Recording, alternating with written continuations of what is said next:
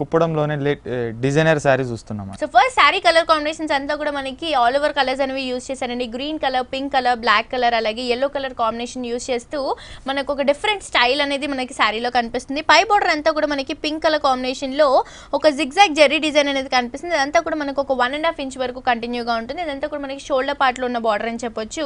శారీ అంతా కూడా మనకి ఒక చెక్స్ డిజైన్ అనేది కనిపిస్తుందండి. ఫస్ట్ ఒక 4 బాక్సెస్ తీసుకున్నారు అండ్ దాంట్లో కూడా మనకి ఇంకొక చెక్స్ బాక్స్ అనేది తీసుకున్నారు. సో ఇదంతా కూడా ఒక బంచ్ మనకు ఒక కలర్ లో ఉంటుంది అండ్ అల్టర్నేట్ గా ఇంకొక బంచ్ మనకి yellow కలర్ కాంబినేషన్ లో ఇచ్చారు, ఇంకొక బంచ్ మనకి పింక్ కలర్ కాంబినేషన్ లో ఇచ్చారు.